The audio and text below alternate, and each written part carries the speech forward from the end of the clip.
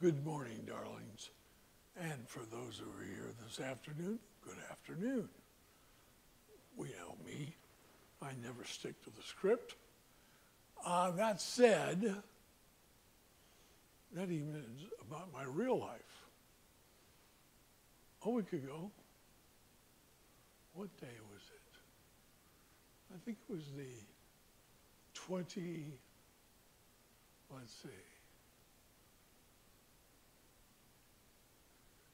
16th of September, 2011. I was in the St. Louis University Medical School hospital in a room that was very nice and beautiful that my doctor arranged I'd have. And that day, I had had this very fancy scan. I felt like a mummy. And because they bind you up and then they put you in a tube, and all the tube does and the binding does is confuse one. And it makes a lot of noise.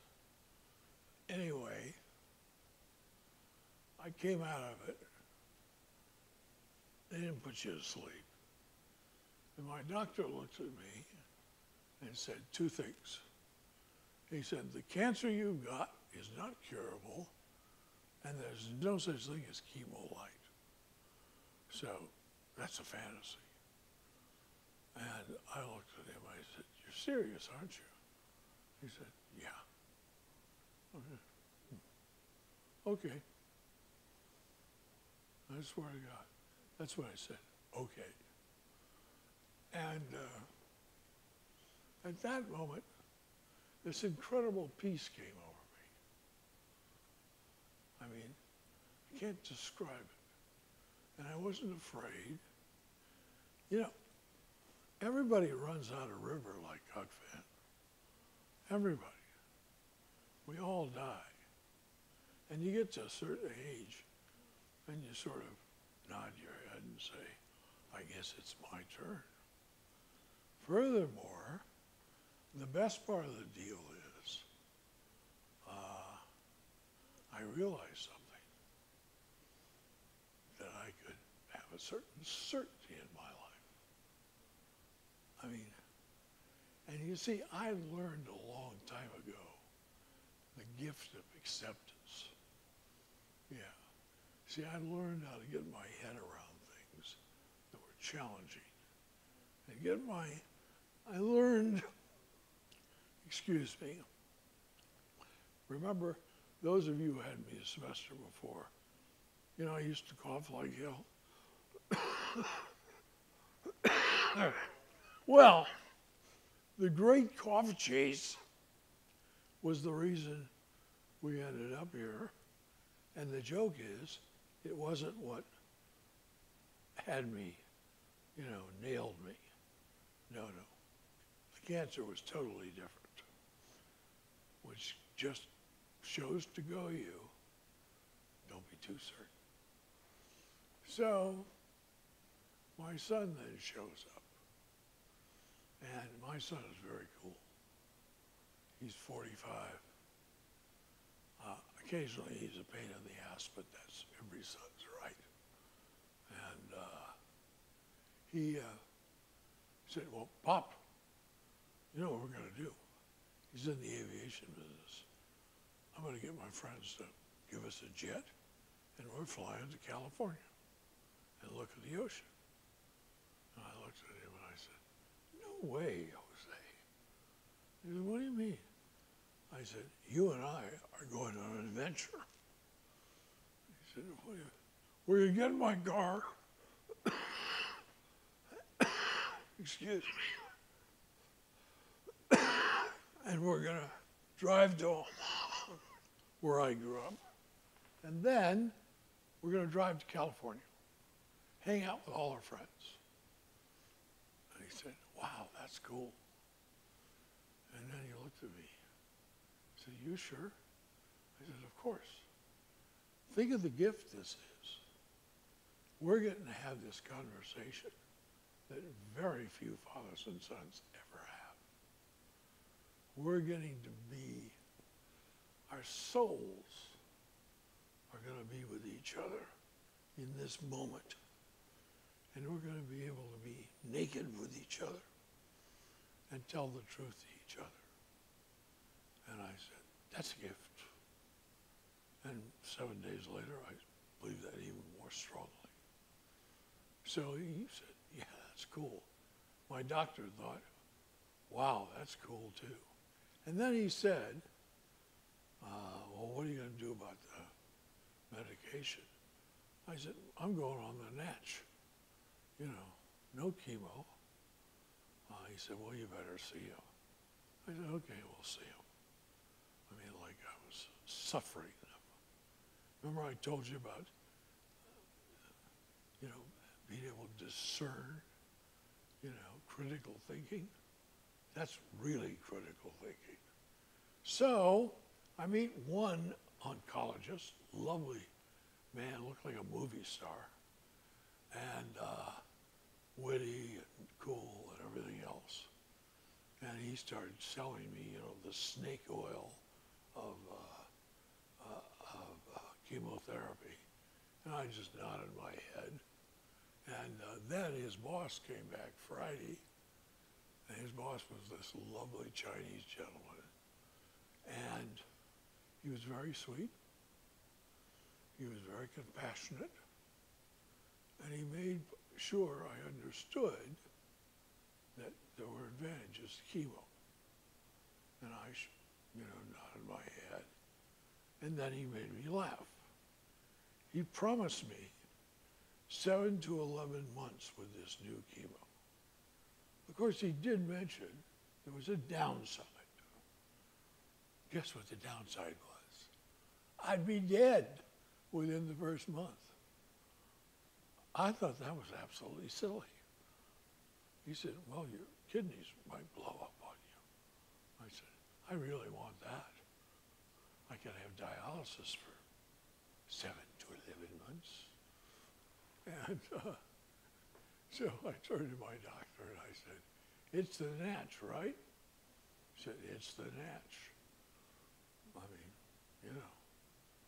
And besides that, I get to eat special brownies. Legally. And in the name of health and in the name of my new appetite. Yeah, you do lose your appetite with this stuff. So, I'm flying, you know. So my son and I, thanks to God's infinite wisdom, we're going to Omaha, where I grew up, and then we're going to drive across America. And then, oh yes, the weekend before that, my 3 daughters are coming, and we're having a girls' weekend.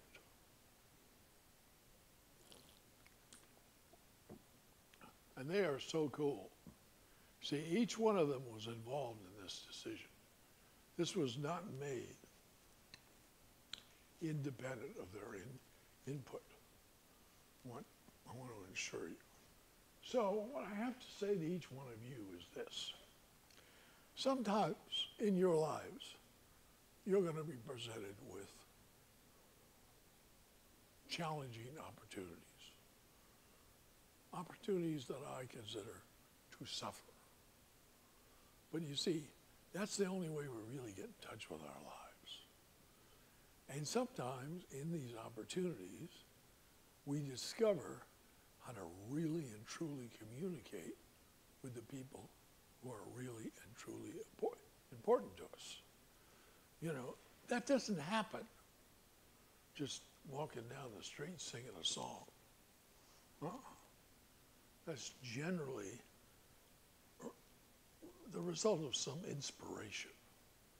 And that happened for me. So, you know, if you're into writing for electronic media, when you write from here, not here. Here's stupid. Here's real. Here's what your education is all about. And, you know, be clear about critical thinking. about looking at what's going on in your life. And as you develop characters about how they relate to each other and to their families, to their, their friends. Excuse me. And for those of you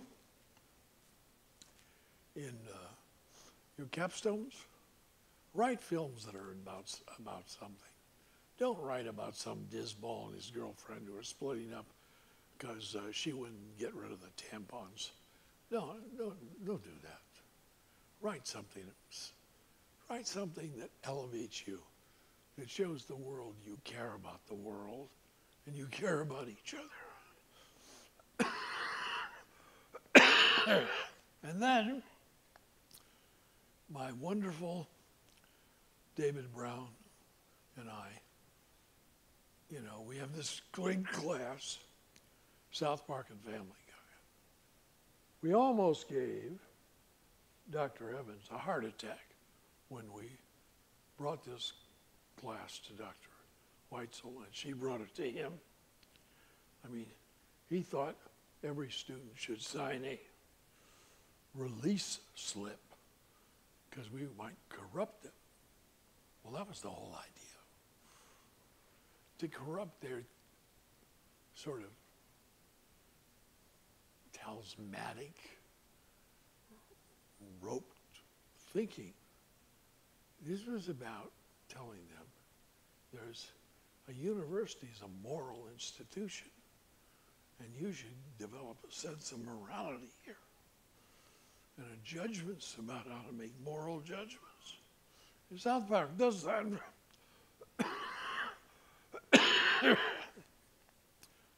Did I mention this non-curable disease? Oh, it's called cancer. They call it small cell cancer. I find that's amusing. Yeah, because it kills you in a big hurry. It's funny. And, but I'm still here. I'm going to take this incredible trip and see my old friends I went to high school and grade school with. I'm going to hang with my son in a way that's so amazingly special that I don't know what I could ask for more. It's a gift. And I'm still relaxed. I'm still pain-free. I'm still without any judgment about this.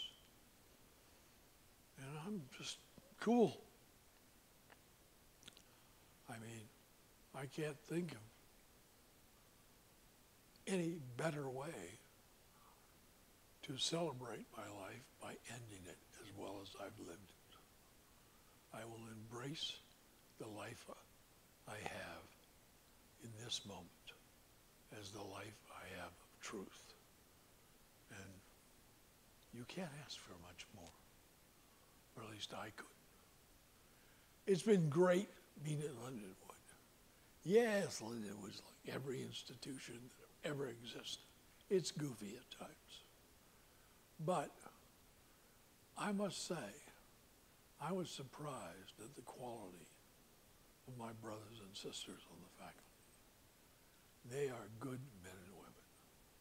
Yeah, some of them are a little kookier than others, but fundamentally, they care about you. And the administration, I mean, they're down in many ways. I mean, I was Dr. Evans' first academic hire, and he has treated me only with the greatest freedom and respect any teacher can imagine. And some of the stuff that goes on here is goofy, but as I said before, every institution is goofy. I mean, yeah, that's going to be part of your life the rest of your life. Goofy. I mean, nobody, life ain't simple. So enjoy it. And enjoy your education. Really let this place nourish you. Nourish yourself. Nourish your friends. And then you can really embrace the moments of your life each day. So thank you for the privilege of being your professor. You notice I didn't use the word teacher. Anyone who's ever been in my classes knows I have always told you I can't teach you diddly. I can help you learn. And that has always been my mission, to help you learn, to discover in yourself what you already know. That has been my great privilege, and thank you for allowing me to have it. See you later.